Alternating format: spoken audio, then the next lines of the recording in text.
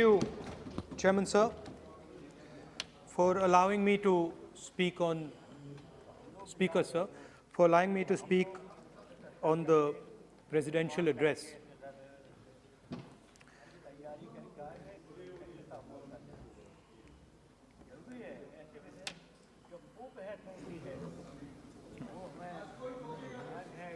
Thank you for allowing me to speak.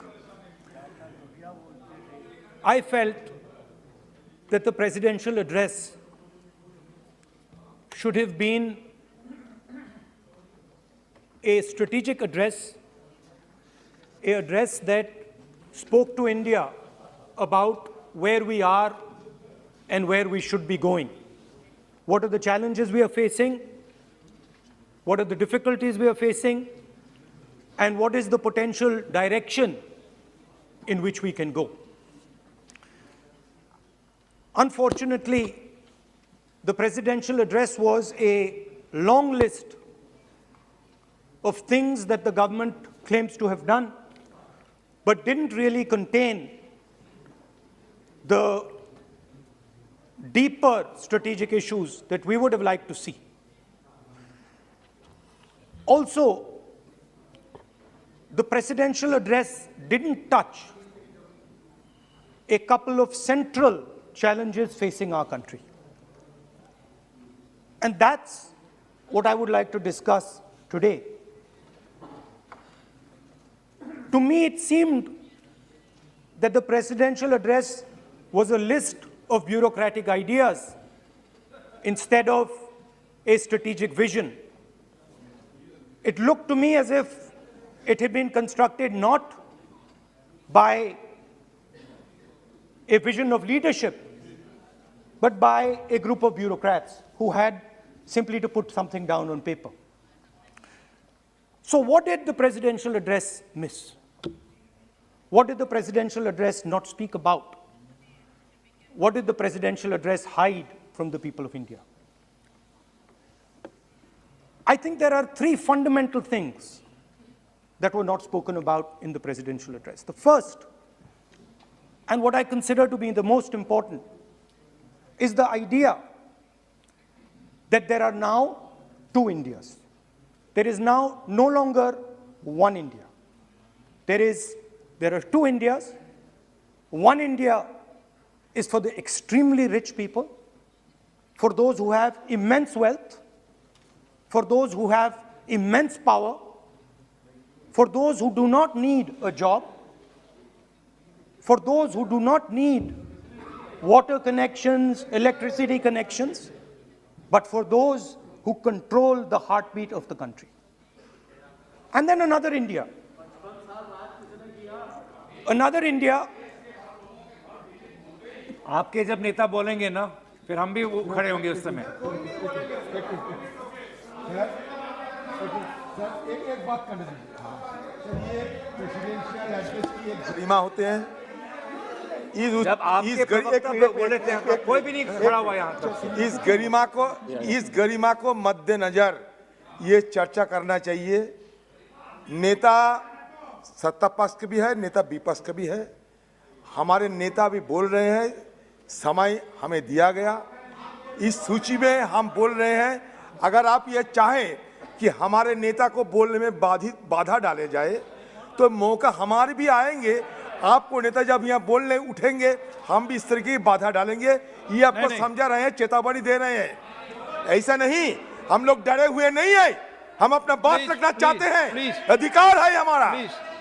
Please no please बैठिए, बोलने सभी अध्यक्ष महोदय। And for my friends in the government, I want to make it clear that the spirit of what I'm saying is not one of criticism. The spirit with which I speak is one of discomfort with the state of our country. And the spirit with which I speak is one where I am worried about what is happening to the country. So you must not take it as a criticism. Take it as a citizen of the country who is concerned about what is going on. धन्यवाद। तो दो हिंदुस्तान बन रहे हैं, एक अमीरों का हिंदुस्तान और दूसरा गरीबों का हिंदुस्तान। और इन दो हिंदुस्तानों के बीच में खाई बढ़ती जा रही है। आपने अभी देखा होगा, अभी दो स्पीकर्स ने बात की, मगर आपने ये नहीं कहा कि रोजगार ढूंढने के लिए उत्तर प्रदेश में, बिहार में रेलवे की नौकरी के लिए वहां पे युवाओं ने क्या किया और क्या हुआ, इसके बारे में आपने नहीं बोला। गरीब हिंदुस्तान के पास आज रोजगार नहीं है। प्रेसिडेंशियल एड्रेस में बेरोजगारी के बारे में एक शब्द नहीं था। और पूरे हिंदुस्तान में आज हिंदुस्तान का युवा रोजगार ढूंढ रहा है। हर स्टेट में, उत्तर प्रदेश, बिहार, सब जगह हिंदुस्तान का युवा एक ही चीज मांग रहा है, रोजगार हमें दे दो। और आपकी सरकार नहीं दे पा रही। आपको मैं आंकड़ा देना चाहता हूं। इस पिछले साल 3 करोड़ युवा रोजगार खोए हैं। आप बात करते हो रोजगार देने की। 2021 में 3 करोड़ युवा रोजगार खोए हैं। 50 साल से सबसे ज्यादा बेरोजगारी आज हिंदुस्तान में है। आपने मेक इन इंडिया की बात की, स्टार्टअप इंडिया की बात की, मगर जो रोजगार हमें, हमारे युवाओं को मिलना चाहिए वो नहीं मिला, और जो था वो गायब हो गया। और ये सच्चाई है, और इस सच्चाई को आप भी पहचानते हो, क्योंकि आपने भी अपने भाषणों में रोजगार के बारे में कुछ नहीं कहा। कितना रोजगार पैदा किया गया है, किस प्रकार किया गया है, उसके बारे में आपने नहीं बोला। और आप बोल भी नहीं पाएंगे, क्योंकि अगर आप बोलेंगे तो हिंदुस्तान का युवा आपकी ओर देख के कहेगा कि ये मजाक कर रहे हैं। तो ये स्थिति पैदा कैसे हुई? ये दो हिंदुस्तान पैदा कैसे हुए?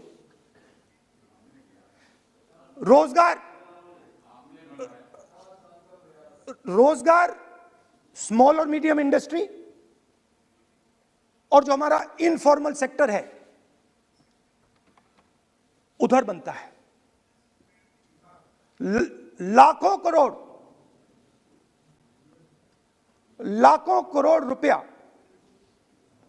आपने उनसे छीनकर हिंदुस्तान के सबसे बड़े अरबपतियों को दिलवा दिया। आपने पिछले 7 साल में अनऑर्गेनाइज्ड सेक्टर और स्मॉल और मीडियम इंडस्ट्री पर एक के बाद एक आक्रमण किया है। 7 की कर रहा हूं, मैं 60 की भी करूंगा। मैं अपने भाषण में अंत में 60 साल की बात करूंगा आपको खुश करने के लिए। आप ठहर जाइए। मगर असंगठित जो सेक्टर है उस पर आपने आक्रमण किया। कैसे किया? नोटबंदी, गलत जीएसटी और कोरोना के समय जो सपोर्ट उनको देना था आपने नहीं दिया। नतीजा क्या हुआ? नतीजा यह हुआ कि आज 84% हिंदुस्तान के लोगों की आमदनी घटी है और वो तेजी से गरीबी की ओर बढ़ रहे हैं। यूपीए की सरकार ने, आपने पूछा 60 साल की बात आपने कही, यूपीए की सरकार ने 23 करोड़ लोगों को गरीबी से निकाला था 10 साल में। हमारा आंकड़ा नहीं है, हमारा आंकड़ा नहीं है, हमारा आंकड़ा नहीं है। सब जानते आप हंसिए, हमारा आंकड़ा नहीं है, यह सच्चा आंकड़ा है। 27 करोड़ लोगों को हमने गरीबी से निकाला था और 23 करोड़ लोगों को आपने गरीबी में वापस डाल दिया। Same same same.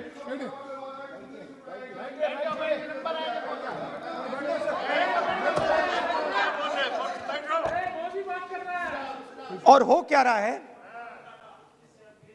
Formal sector में मोनोपोलीज बन रही हैं। किसी भी आप सेक्टर में देखिए, और सबसे दो मोनोपोलिस्ट के बारे में थोड़ा सा बोलूंगा।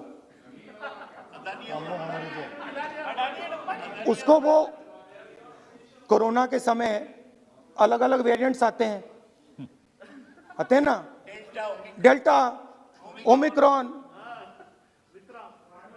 वो AA वेरिएंट है। और वो पूरा का पूरा हिंदुस्तान की जो अर्थव्यवस्था है उसके अंदर फैल रहा है। आपने बात उठाई तो मैं उसके बारे में पहले बोल देता हूं। एक व्यक्ति को, नाम नहीं लूंगा, एक व्यक्ति को हिंदुस्तान के सब ports,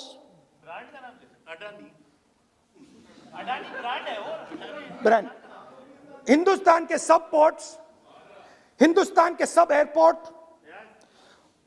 power, transmission, mining, green energy, gas distribution, edible oil, जो भी हिंदुस्तान में होता है उधर अदानी जी दिखाई देते हैं।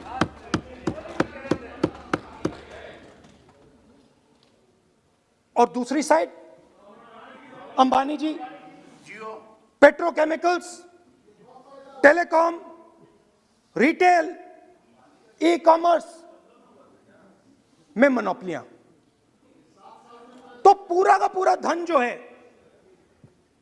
चुने हुए लोगों के हाथ में जा रहा है।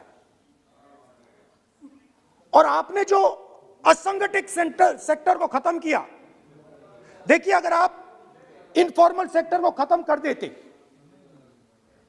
और मैन्युफैक्चरिंग जॉब्स आप क्रिएट कर देते तो फिर इतनी प्रॉब्लम नहीं आती, फिर दो हिंदुस्तान नहीं बनते। मगर आपने क्या किया, आपने असंगठित सेक्टर को खत्म कर दिया।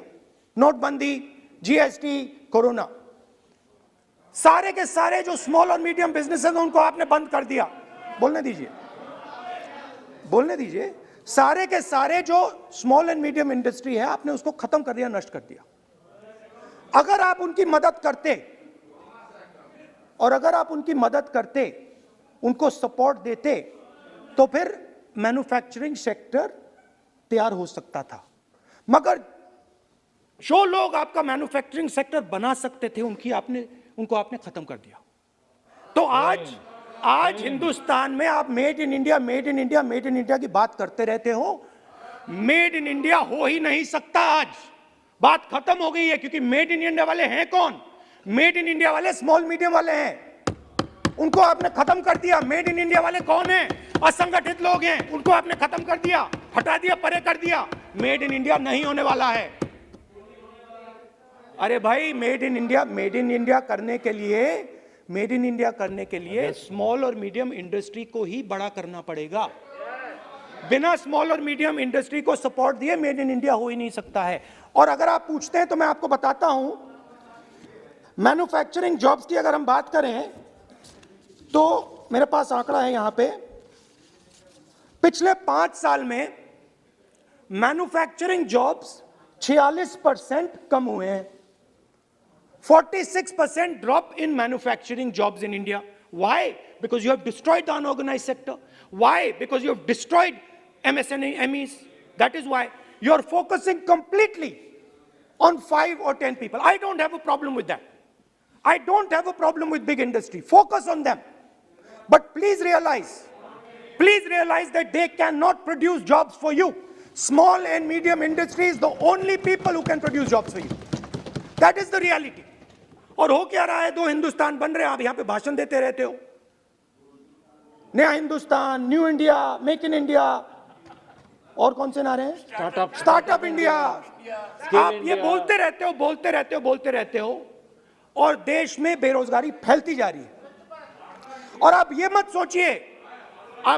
सोचिए कि ये जो गरीब हिंदुस्तान है जिसको आप बना रहे हैं, ये मत सोचिए कि ये चुप बैठा रहेगा। ये मत सोचिए कि ये चुप बैठा रहेगा, ये चुप नहीं बैठा रहेगा। इस हिंदुस्तान को सब कुछ दिख रहा है। इस हिंदुस्तान को दिख रहा है कि आज, सुनिए, इन लोगों को दिख रहा है कि आज ये आंकड़ा, आप सुनिए, ये आपकी सरकार की देन है, ये आंकड़ा अच्छी तरह सुनिए। इस गरीब हिंदुस्तान को दिख रहा है कि आज हिंदुस्तान के 100 सबसे अमीर लोगों के पास हिंदुस्तान के 55 करोड़ लोगों से ज्यादा जायदाद है। बात समझिए, 10 लोगों के पास 40% हिंदुस्तान से ज्यादा धन है। 10 लोगों के पास। यह कैसे हुआ? यह आपने किया, यह नरेंद्र मोदी जी ने किया।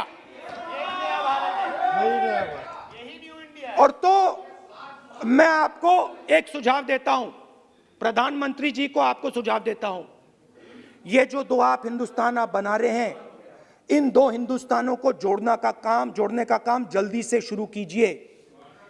स्मॉल एंड मीडियम इंडस्ट्रीज की मदद करना शुरू कीजिए। जो हमारे बेरोजगार युवाएं हैं उनकी मदद कीजिए। और ये जो आप पूरा का पूरा धन इन्हीं 5-10 लोगों को दे रहे हो, क्योंकि ये आपकी मार्केटिंग करते हैं, आपको टीवी, व्हाट्सएप, फेसबुक पे लगाते हैं, ये काम आप बंद कीजिए, नहीं तो देश का नुकसान होगा। आपका नहीं, देश का नुकसान होगा। तो पहला मेरा सुझाव यह है। नंबर 2 और नंबर 3 भी है, अभी आएगा वो। और वो जो आपने 60 साल की बात कही थी, वो नंबर 3 में आएगा। Now, I'd like to speak. There are आप तो now there are 2 competing visions of this country, which is frankly the main difference between us and them. If you read the Constitution of India, you will find, and many of my colleagues who have not read it should look at it, you will find that India is described as a union of states. India is not described as a nation, it is described as a union of states. What does that mean? That means my brother from Tamil Nadu has to have the same right as my brother from Maharashtra, as my sister from Maharashtra, as my brother from Uttar Pradesh, as my brother from Bihar, as my sister from Manipur, Nagaland, Mizoram. That's what it means. What it means, Jammu Kashmir, of course, Jammu Kashmir, Nagaland, of course, Andaman Nicobar, of course. That is Lakshadweep. Now what is the difference? You have to understand this. This is a serious matter. I would like to have your view on it. And I would like this Parliament House to start serious discussions instead of the type of discussions that we're having. That is why it is serious. It is serious, and I would like a serious response. Right? What I heard, frankly, what I heard in the first address today was not serious. What I heard Mr. Dwivedi say was not serious. It did not behoove this House. It was not at the standard that this House should be used to. It is not at the standard that India should watch. Now, let me come back to the discussion. Let me come back to the discussion, Speaker Sir. There are 2 visions.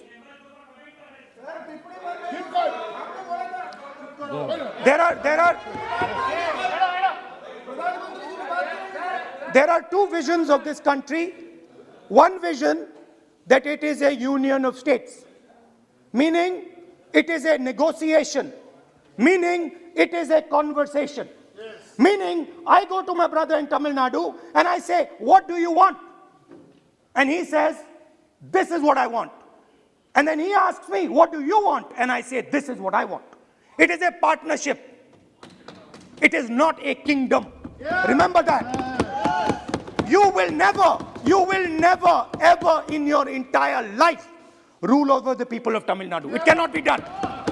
You will never, ever in your life rule over these other people. Please listen to what I'm saying.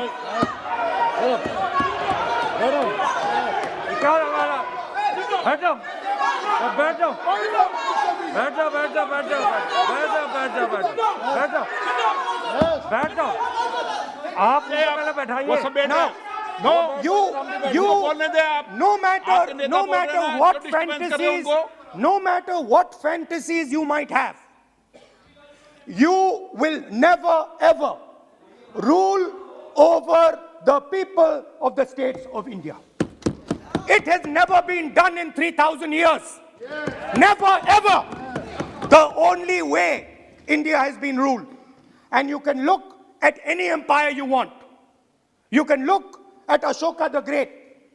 You can look at the Mauryas, you can look at the Guptas, you can look at anyone you want. It has always been ruled by conversation and negotiation. Now, what is the problem? The problem is you people are confused. The problem is you people think that these languages, these cultures, these histories, you think that you can suppress them. You have no idea of history. You have no idea what you are dealing with. Because the people of Tamil Nadu have inside their heart the idea of Tamil Nadu, the idea of the Tamil language, and then also the idea of India. Do not be confused. The people of Kerala have the idea of, I am telling you the truth. The people of Kerala have a culture. I am now a member of Parliament of Kerala. I understand it slightly better. They have a culture, they have a dignity, they have a history. The people, like the gentleman said, the people of Rajasthan have a culture, have a history, have a tradition, have a language. They have a way of life. This is like a bouquet of flowers. This is our strength. I learn from the people of Tamil Nadu. I learn from the people of Rajasthan. I learn even from you. Every day I learn from you. I do. It's not funny. It's not funny. I learn from you. Right? It's not funny. Anyway, there is another vision. A vision that India can be ruled by a stick from the center. You people have no idea of history. Because every time it has been attempted, that stick has been broken and smashed.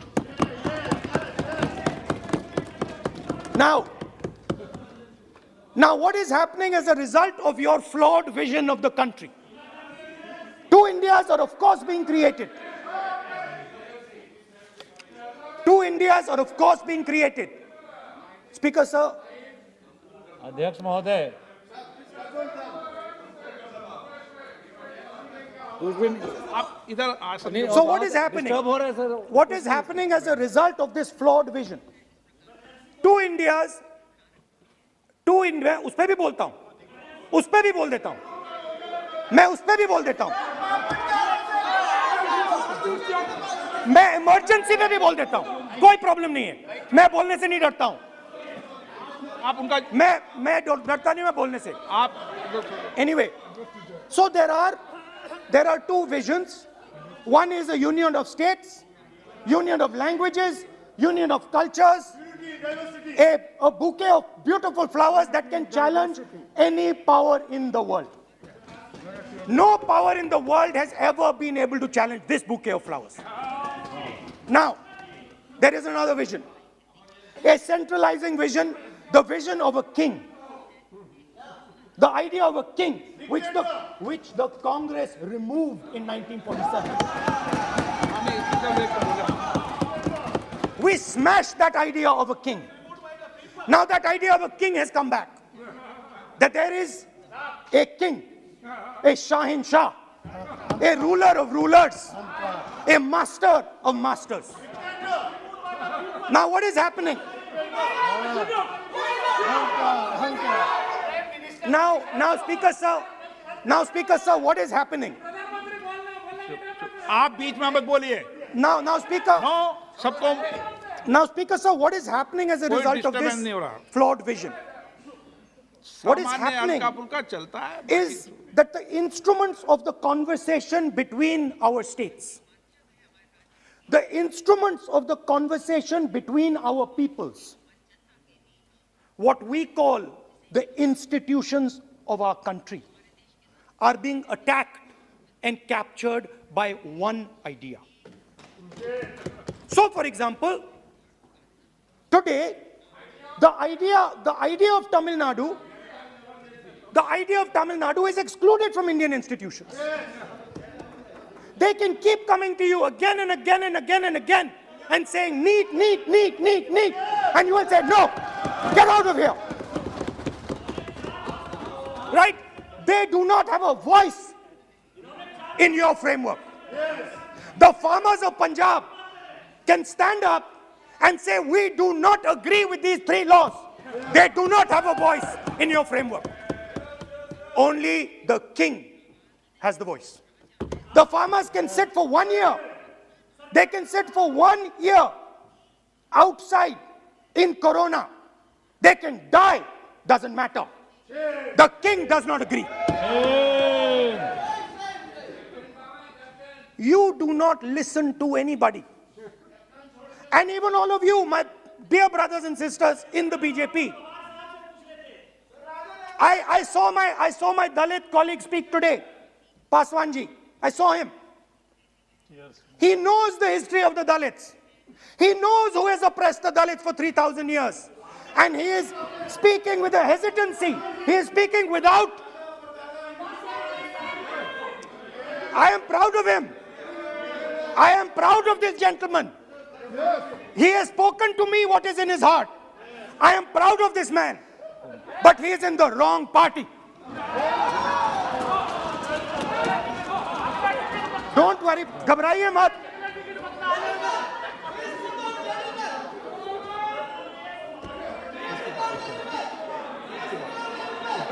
नहीं, बीच में नहीं. तो बीच में थोड़ी बोलेंगे. बाद में. No. Look, Speaker sir, I am a democratic person. I will allow him to speak. ये सुनो एक मिनट. ये आप किसी को इजाजत नहीं दे सकते. ये अधिकार मेरा है. प्लीज बैठ जाइए.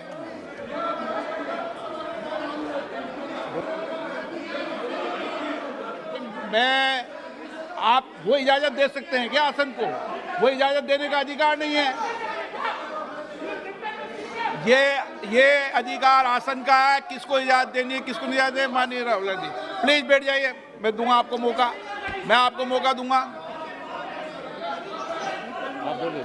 So, Speaker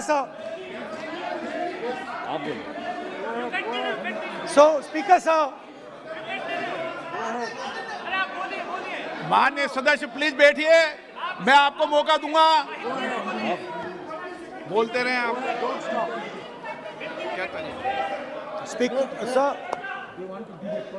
Speaker sir, so this confused ideology, this confused understanding of the nation of India is playing havoc with this country. And I'll give you examples. The judiciary, the election commission, Pegasus, these are all instruments of destroying the voice of the Union of States.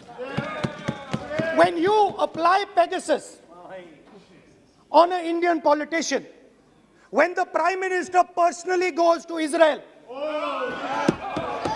and authorizes the use of Pegasus in India, he is attacking the people of Tamil Nadu.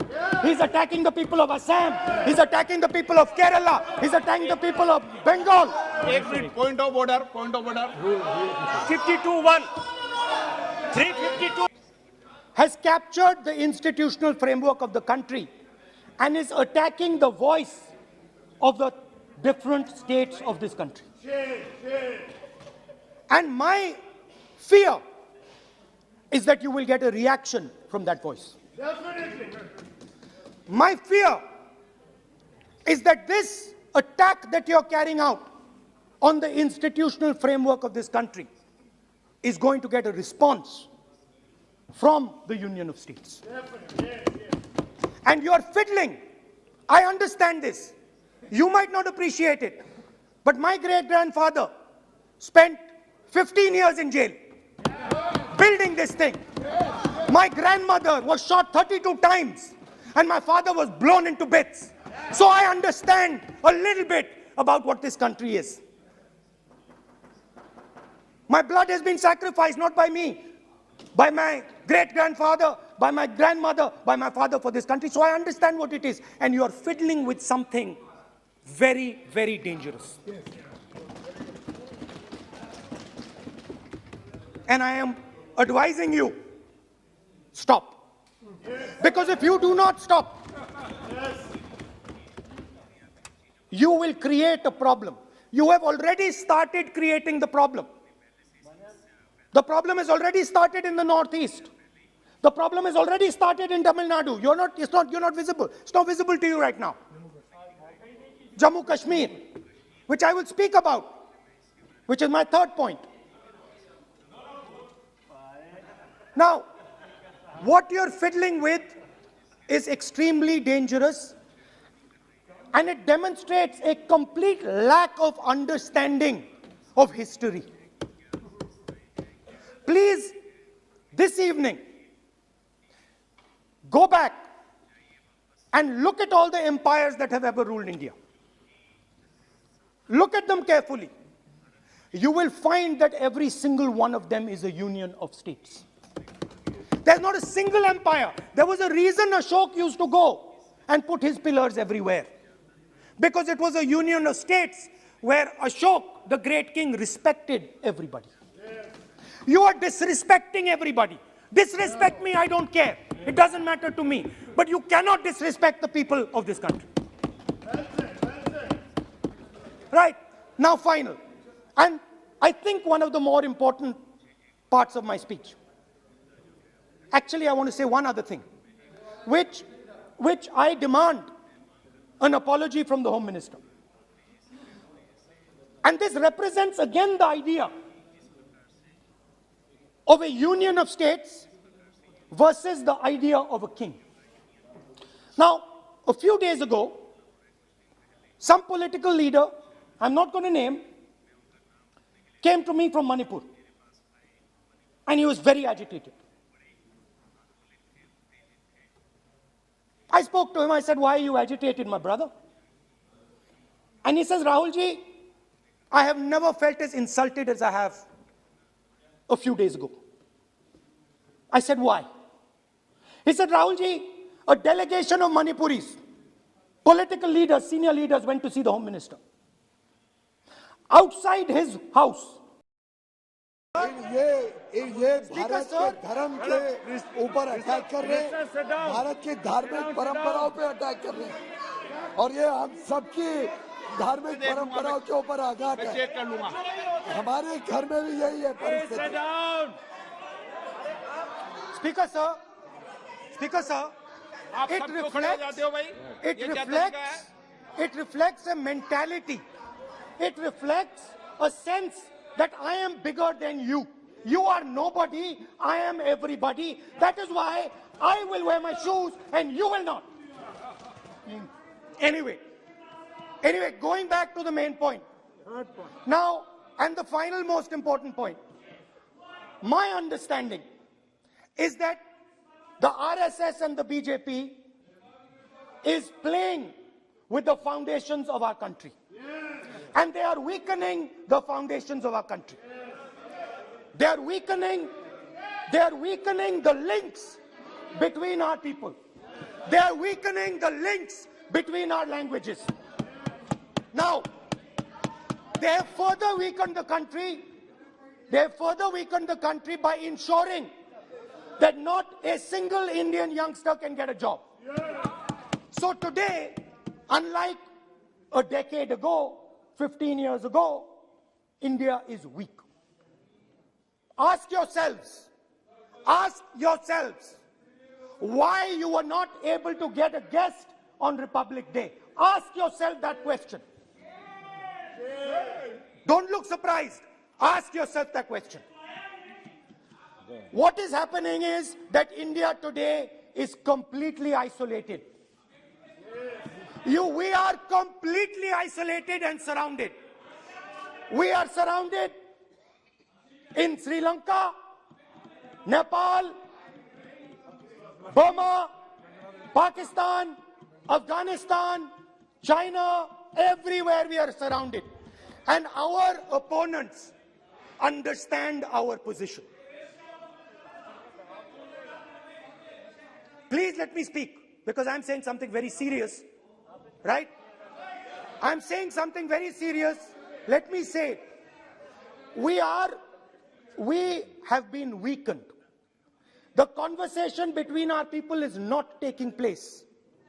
Our institutions are under attack, and we are completely surrounded. The Chinese have a very clear vision of what they want to do. They are very, very clear about what they want to do. And one second, please. The single biggest, you can ask anybody who understands, the single biggest strategic goal of India's foreign policy has been to keep Pakistan and China separate. This is fundamental for India. And what you have done is you have brought them together. Today, do not be under any illusion. Do not underestimate the force that is standing in front of you. Do not underestimate the power that stands in front of us. Do not underestimate it. You have brought Pakistan and China together, and this is the single biggest crime that you could commit against the people of India. China has a clear vision, and I can clearly see, without any confusion in my mind, that China has a plan. China has a plan.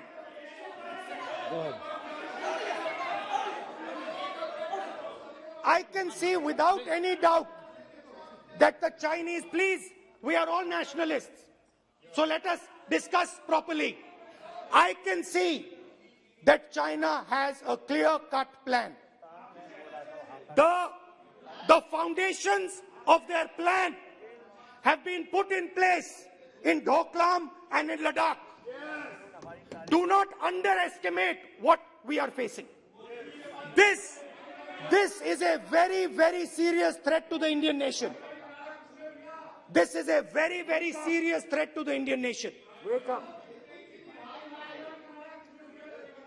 We have made huge strategic mistakes in Jammu and Kashmir. We have made huge strategic mistakes in our foreign policy. And if we do not correct those mistakes, what are the mistakes? I have just told you. You have brought China and Pakistan together. You have brought China and Pakistan together.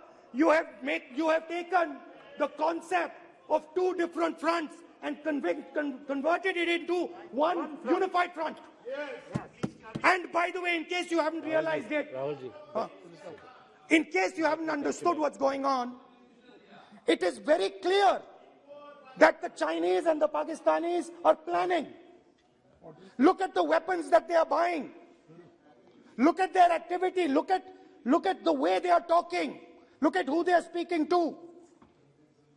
I am clearly stating in the House of Parliament that we have made a massive blunder, and we need to make sure, absolutely sure, that we can defend ourselves against the Chinese. Please remember what I'm saying. Because the Chinese will act. Remember what I'm saying. And remember that you will be responsible for anything that happens. That is why it is important that as a nation, we start this conversation. It is important as a nation that you listen to what we say. Because we have experience. We have understanding. You might not think so. But we have people on this side who understand these things. Have great understanding. Use us. Use us. I can see that some of you are understanding what I'm saying. I'm happy. I'm happy. I can see. So these are the 3 points I wanted to make today. The nation is now at risk. The nation is at risk. The nation is at risk from outside. From inside. The nation is at risk from inside. And that is a very dangerous place for a nation to be. And I don't like it. I'm very uncomfortable with my nation, with my beloved country standing where it is standing. Completely isolated on the outside, fighting on the inside, institutions captured, states not able to speak to each other. This worries me. It frightens me for my country. And so that is why I thought it was important that I speak today. I know that many of you will just rubbish what I'm saying. I understand it. That's what you've been told to do. And I'm happy to let you do it. But remember what I said. You are putting this nation, this wonderful nation and its people at huge risk. Stop. Thank you. Excellent. Kamlesh Paswan ji.